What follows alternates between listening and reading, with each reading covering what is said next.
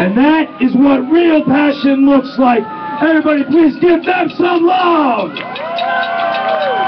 And while we're giving out love, let's talk about Global Revolution, who is live streaming this. Matt Hoppard, you too. These people are the front lines of defense for social activists. People don't go to jail because their video says otherwise. People don't get hurt because their video says otherwise. Global Revolution is live streaming the revolution and is there for activists all over the world. So make sure you give them a bit of love on the way out. All right, moving along. We have a man who is the president and founder of the largest medical marijuana dispensaries in clinics in the United States. Over 150,000 people taken care of because of this man, Paul Stanford. Please give him some love. Thank you very much, Murdoch. Thanks for having me here. I'd like to talk about that. What we do is we have clinics where doctors help patients get their medical marijuana permits.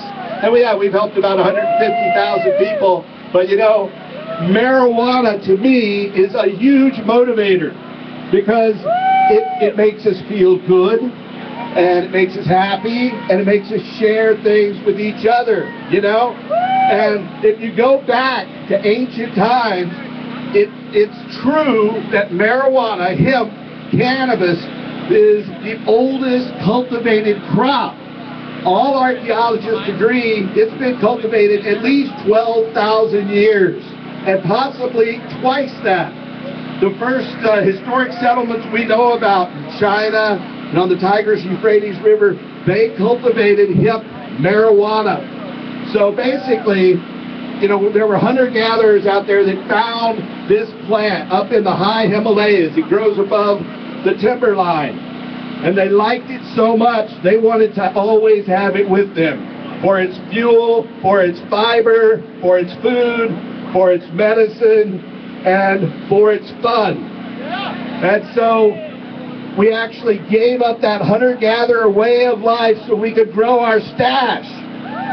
And it is the plant that produces more fuel from biomass and from its seed oil. It produces over 300 gallons of oil an acre. It produces more food. It produces about 6 tons of high-protein hemp seed meal per acre. And that hemp seed is the best food you can eat in terms of its protein content and its omega-3 content. It matches humans' nutritional needs perfectly. So what they've done is the petrochemical, pharmaceutical, military, industrial, transnational, corporate, elite, crony, capitalists, they prohibited the plant so that they could keep the money, because the alternatives are capital intensive. Not everybody can go drill an oil well. You know, it takes hundreds of millions of dollars nowadays. Not everybody can build a refinery. It takes hundreds of billions of dollars. So any farmer can grow an acre of hemp and get a cheap seed press and make 300 gallons of fuel. And you can take that hemp seed oil, pour it right into a diesel engine, and turn the key. You don't have to reprocess it at all. Marijuana prohibition has always been about money, power, and the further centralization of economic and political control. And when we legalize marijuana, we're going to turn that whole economic paradigm upside down. When our farmers get the money instead of the banks and the corporations, the huge crony capitalist corporations, that will enrich our communities instead of some Swiss bank account. But, you know, it takes political action. I know you guys are out here. I really appreciate that. Make sure you contact your legislators in Albany, in the city, down in Washington, D.C., because that's the way we've got to change it right now. You know, we've seen some historic breakthroughs this year with the vote in Colorado and Washington to legalize marijuana. The whole system is on the verge of crumbling. This is a crack in the dam. The whole thing's going to burst open. But we got to seize this advantage now. So do it. All right. Thanks for having me. All right. Give it up for Paul Stanford, guys. I think we're gonna fix this like today. We're doing pretty good, right? Feel like we can make this legal. I'm able to smoke at 6. Legal? Alright. I'll get things over. Gotta spend the whole day in a freedom cage surrounded by cops, smoking weed. That's fine. Fine. Speaking of sacrifice, that's nothing compared to, we got somebody who's gonna come up and speak for a couple of minutes, who has sacrificed his time, his reputation, his professional reputation. He has donated his time and his money and his energy to this cause and many other causes. Where is he? I don't know. Please welcome Captain Ray Lewis, everybody.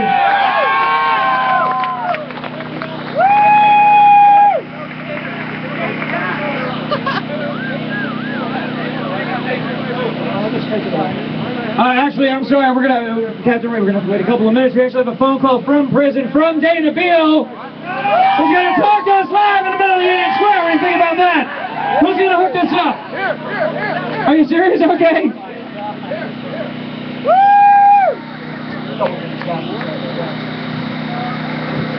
If we could just intimidate these people for the time being, just it was a furtive movement. See that guy's America hat? I don't like him. I didn't do it. He did it. The guy in the next shirt, he did it. He made that guy. What?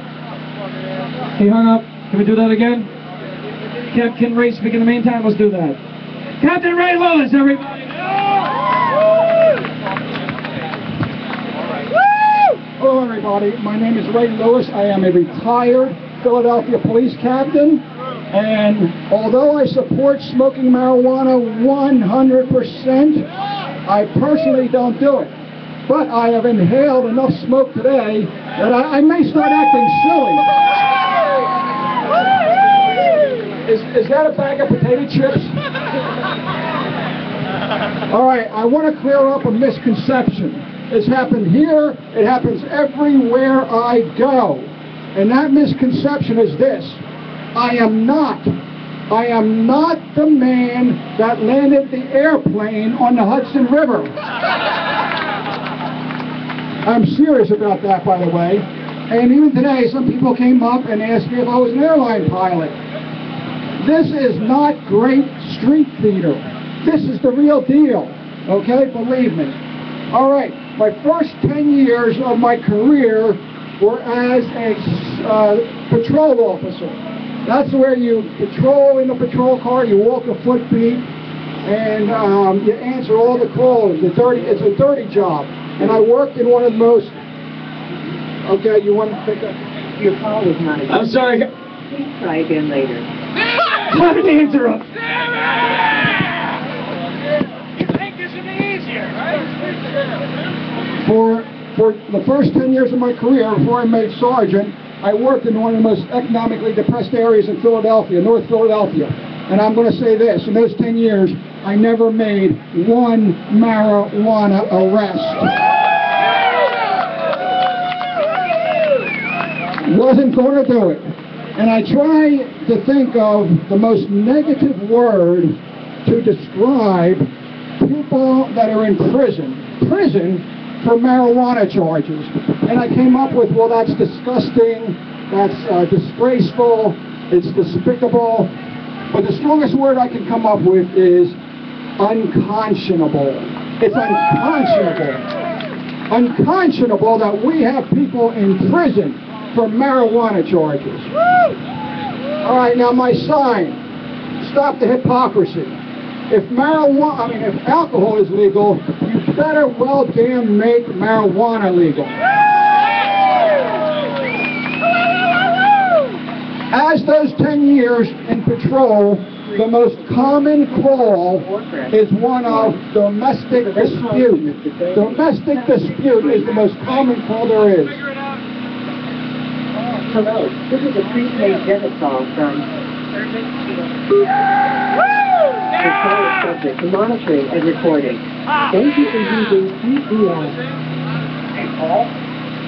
Oh, we got him!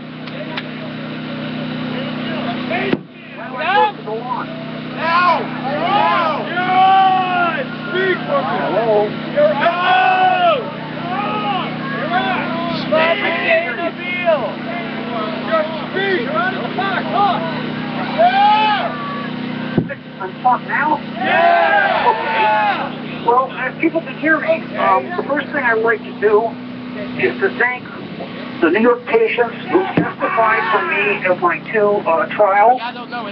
Dennis Brennan, who had hepatitis C, testified in Wisconsin.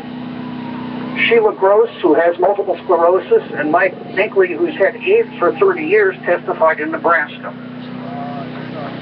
Unfortunately, despite the fact I was the main supplier on the East Coast for 20 years, and despite 2 heart attacks, we could not persuade the Nebraska judge to be merciful. However, you in the crowd can weigh in with the Nebraska Parole Board. There is a letter writing campaign for my early release. Yeah. You can contact the people who are in charge of that at the Yippee Museum. This year, like every year for the past 40 years, this event was organized out of 9 Bleecker Street. Now this historic resource, this building that dates back to the 60s, is under threat. And I urge you all to get involved in saving the Yippee Museum. Finally, many people do not know it, but New York actually has a medical marijuana law on the books. It's called the Oliveri Statute. It was passed in 1982. Unfortunately, when it was passed, it was restricted to a program where the National Institute on Drug Abuse was supplying free marijuana to a certain number of patients. However, at the height of the AIDS crisis, that was changed because the program was discontinued. Robert Morgenthau in 1996 recognized the right of patients to organize and send people out to get their medicine for them. That was the exception that we were operating under, and I would never have gotten in trouble in New York City. It was because I was out of town that I ran into problems. Unfortunately, Robert Morgenthau is no longer DA, and there is a medical marijuana bill pending up in Albany, but that may not pass. What I'm calling on people to do is the same thing that the Needle Exchange did for 4 years.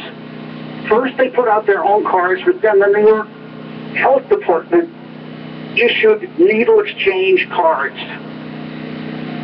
I want you guys to get out there and get the City Council to pass an ordinance under the Oliveri Statute to allow patients who are never arrested by feds, they only have to worry about the New York City police. Have patients get medical marijuana cards from the city of New York, no matter what happens up in Albany. Please, I am going to come home. Please make it so that I can come home to a medical marijuana state, or at least a medical marijuana city. Please pass the medical marijuana card in New York City. Thank you for your support. Thank you for listening to me. For the people that whose phone this is, I will call you back in a minute. I need to talk to you. Thank you very much.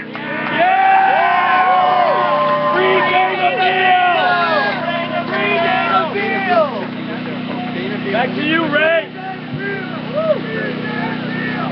Okay, I was speaking about domestic disputes. Domestic disputes are the most common call a street cop gets. You get 3 or 4 a night. It's when 1, 2, or more people are fighting in a house, they call the police, or the neighbors call the police because of all the noise.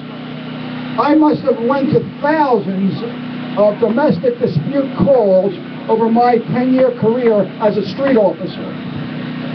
I would say 95% of those homes that I went to, the inhabitants were inebriated. They were drunk. Alcohol-induced violence and screaming. Now, out of those thousands of domestic dispute homes I went to, zero were due to people smoking marijuana. I will end with this. I fully support the Occupy movement, everything about it, including this. If you want to learn more about me, Google Captain Ray Lewis, and I'm on Facebook at Ray Occupy Lewis. Thank you.